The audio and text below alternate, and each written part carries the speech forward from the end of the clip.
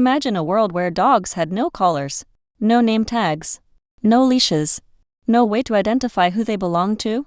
For thousands of years, humans and dogs have lived side by side. Yet one of the simplest inventions in history, and the dog collar helped shape that relationship more than most people realize. Today, collars are everywhere.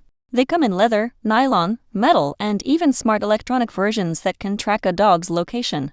But where did this everyday object come from? Who invented it? And why did ancient civilizations place so much importance on a simple strap around a dog's neck?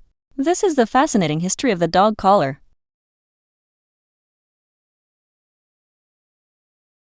The story begins more than 15,000 years ago, long before cities existed, long before written language. Ancient wolves gradually formed relationships with human hunter-gatherers. Scientists believe the friendliest wolves stayed close to human camps, feeding on scraps left behind. Over generations, those wolves evolved into the first domesticated dogs. At first, there were no collars. Dogs followed humans freely. Trust, no equipment, kept them together. But as human settlements grew larger, controlling and identifying animals became increasingly important. The collar was born from necessity.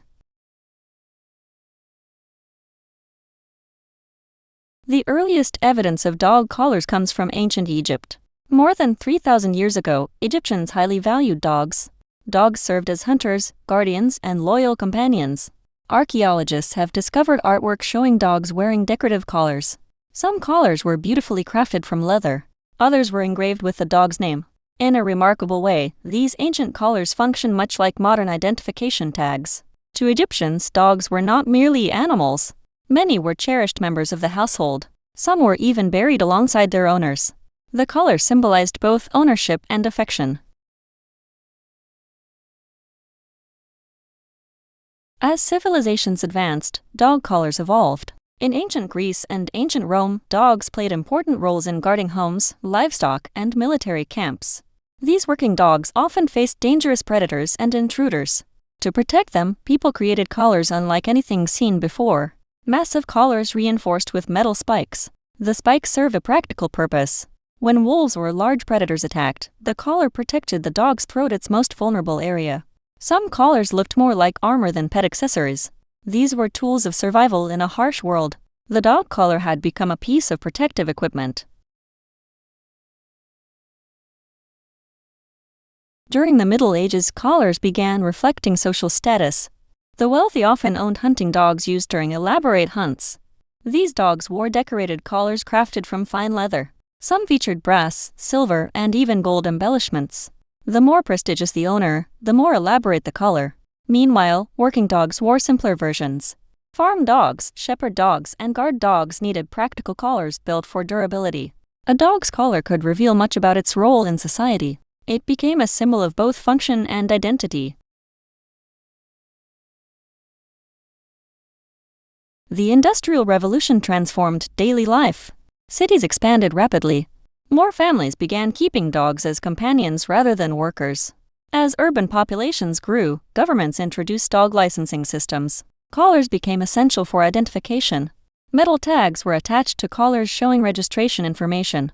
Lost dogs could now be returned to their owners more easily. For the first time, collars became closely linked to public safety and responsible pet ownership. The collar was no longer just protection or decoration.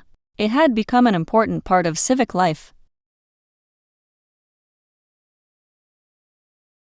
The 20th century brought new materials and technologies. Leather remained popular, but manufacturers introduced nylon collars that were lighter, stronger, and more affordable. Reflective materials improved visibility at night. Adjustable buckles increased comfort. Then came the digital age. Today, some collars include GPS tracking systems. Others monitor a dog's activity, sleep patterns, and health data. A collar can now send information directly to a smartphone. What began as a simple leather strap thousands of years ago has become a piece of wearable technology. Yet its purpose remains surprisingly unchanged: to protect, to identify, and to strengthen the bond between humans and dogs. The next time you place a collar around your dog's neck, remember, you're not using a modern invention. You're continuing a tradition that stretches back thousands of years. From Egyptian hunters to Roman guardians to medieval nobles to modern families, The dog collar has evolved alongside civilization itself. A simple object, a remarkable history, and a lasting symbol of one of humanity's oldest friendships.